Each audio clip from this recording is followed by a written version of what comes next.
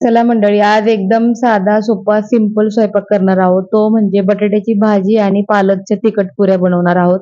जे मुलांना जास्त आवडत नाहीत, पण अशा पद्धतीने पुऱ्या बनवल्यानंतर मुलं आवडीने खातात. तर इथं कुकरमध्ये 4 बटाटे मी उकडण्यासाठी ठेवलेले आहेत. एक पालकाची गड्डी होती, त्याच्यामधली अर्धी गड्डी स्वच्छ निवडून त्याची पानं स्वच्छ पाण्याने धुवून मिक्सरच्या भांड्यामध्ये आपल्याला अशी बारीक चिरून टाकायची आहेत, म्हणजे आपल्याला याची पेस्ट तयार करायची. तर सगळी पालक चिरून घेतल्यानंतर त्याच्यामध्ये आपल्याला 3 ते 4 मिरच्या पुऱ्यांना तिखटपणा येण्यासाठी कट करून टाकायच्या आहेत. त्यानंतर आपल्याला पुऱ्या खमंग होण्यासाठी 9-10 लसणाच्या पाकळ्या टाकायच्या आहेत. 1 चमचाभर जिरे घालायचे, अर्धा चमचा ओवा घालायचे, चवीपुरतं मीठ घालायचे आणि पाणी न टाकताच आपल्याला बारीक अशी पेस्ट तयार करून घ्यायची. तर आपली इथे पेस्ट तयार झालेली आहे. आता पुऱ्यांचं पीठ मळण्यासाठी मी इथे 2 वाट्या गव्हाचं पीठ घेतलेलं आहे. त्याच्यामध्ये पुऱ्या छान दिसाव्यात म्हणून 1 चमचा तीळ घातलेला आहे, 1 चमचा धने पावडर घातलेली आहे आणि अर्धा चमचा ओवा आपल्या हातावर असा क्रश करून टाकला, म्हणजे पुऱ्यांना वास छान येतो. अर्धा चमचा कच्चं तेलाचं मोहन घातले. आता तीळ, मीठ, ओवा, धने पावडर हे पिठामध्ये छान मिक्स करून घ्यायचे, म्हणजे एकाच ठिकाणी मीठ किंवा मसाले राहत नाही आणि आपल्या पुऱ्या एकसारख्या चवीला लागतात. आता हिरवीगार पालकाची प्युरी आपण जी बनवून ठेवली होती ती पिठामध्ये थोडी थोडी टाकून आपल्याला घट्टसर पीठ मळून घ्यायचंय. पुऱ्याला शक्यतो घट्टसर पीठ मळावं, कारण आपण घट्टसर पीठ मळल्यामुळे पुऱ्या जास्त वेळ आहे तशा क्रिस्पी, क्रंची आणि आहे तशा टम्म फुगलेल्या राहतात. कारण आपण या पुऱ्यांमध्ये कोणतंही दही किंवा सोडा वापरलेला नाहीये. एकदम नॅचरल आपण पुऱ्या बनवणार आहोत. मग त्या बनवण्यासाठी पीठ थोडंसं अगोदरच घट्टसर मळायचं, कारण आपण 10-15 मिनिटाला रेस्ट देणार आहोत. आता पीठ आपलं मळून झालेलं आहे. याला 10-15 मिनिटासाठी आपण झाकण ठेवून असंच ठेवायचे. तोपर्यंत आपण बटाट्याच्या भाजीची तयारी करूया. बटाटा शिजण्यासाठी मी कुकरच्या 3 शिट्ट्या लावून घेतल्या होत्या आणि बटाटा छान शिजलेला आहे. पण इथं मिक्सरच्या भांड्यामध्ये आपल्या पालकाची 1 चमचाभर अशी प्युरी राहिली, ती वाया नाही जाणार याच्यामुळं मी त्याच्यामध्येच एक कांदा, अद्रक आणि लसूण टाकून आबडधोबड असं त्याचे वाटण तयार करून घेतलं, म्हणजे ते आपल्याला बटाट्यासाठी उपयोगी पडेल. तर असा पौष्टिक बटाटाही आपला तयार होईल. तर बटाट्याची साल काढून घेतली. आता आपल्याला पुऱ्या लाटायला घ्यायच्यात.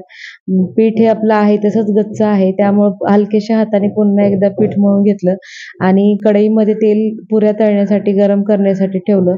आता इथं मोठा असा चपातीला जसं आपण गोळा घेतो त्या पद्धतीने गोळा घेतला आणि चपातीसारखीच आपल्याला चपाती लाटून घ्यायची. तुमच्याकडे जास्त वेळ असेल तर तुम्ही छोटे छोटे गोळे करून तुम्ही छोट्या छोट्या सिंगल पुऱ्याही लाटू शकता. तर इथे मी चपातीसारखी एकच चपाती करणार आहे, म्हणजे एकाच वेळेस आपल्याला 3 ते 4 पुऱ्या तयार होतील.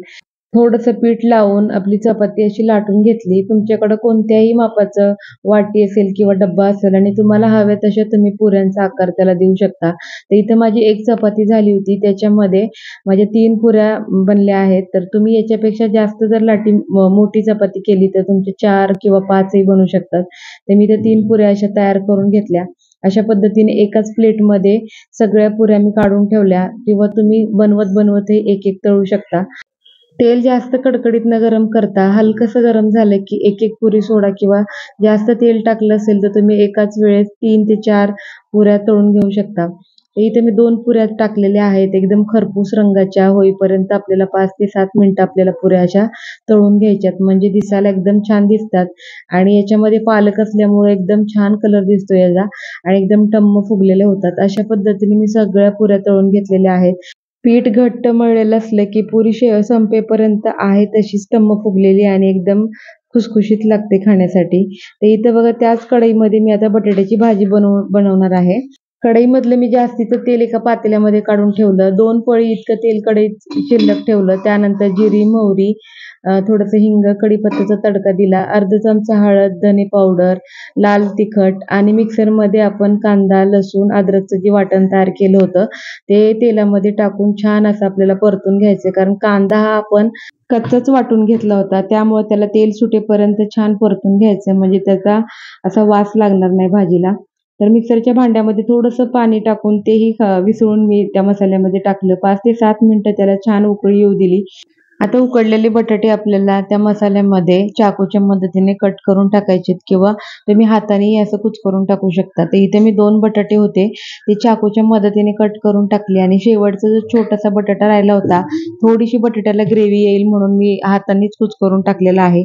चवीपुरतं मीठ टाकलं आणि त्याला छान मिक्स करून घेतलं. एकदम भारी बनते, दिसायला एकदम छान दिसत होती भाजी. तर तुम्हाला कोणत्याही क्षणी व्हिडिओ आवडला असेल तर व्हिडिओला लाईक करा, चॅनलला सबस्क्राईब करा आणि जास्तीत जास्त शेअर करण्याचा प्रयत्न करा. तर इथं आपली बटाट्याची एकदम चमचमीत लबलबीत भाजी तयार झालेली आहे. पौष्टिक पुऱ्याही तयार झालेल्या आहेत, जी मुलं आवडीने खातील आणि तुम्ही एकदा नक्की खरंच करून बघा. तर अशा पद्धतीने बघा किती छान दिसते भाजी, एकदम भारी बनलेली आहे. आता बटाट्याला तर पूर्ण मसाला लागला. 5 मिनिटासाठी थोडीशी वाफ द्यायची. त्यानंतर आपल्याला हिरवीगार कोथिंबीर त्याच्यावर छान अशी टाकून घ्यायची. मस्त आपला बटाट्याचा बेत तयार झालेला आहे आणि मुलं एकदम आवडीने खातात. बटाटा तर त्यांच्या आवडीचाच असतो, पण पालकाच्या पुऱ्या देखील ते आता नुसत्या खाल्ल्या तरी पोट भरल अशा पौष्टिक पुऱ्या आपल्या बनवून तयार झालेल्या आहेत. पुऱ्यांबरोबर मी तोंडी लावायला घरी बनवलेलं लोणचंही घेतलेलं आहे. आजचा एकदम साधा सोप्पा जेवणाचा बेत तुम्हाला कसा वाटला कमेंटमध्ये नक्की सांगा. भेटूया पुढच्या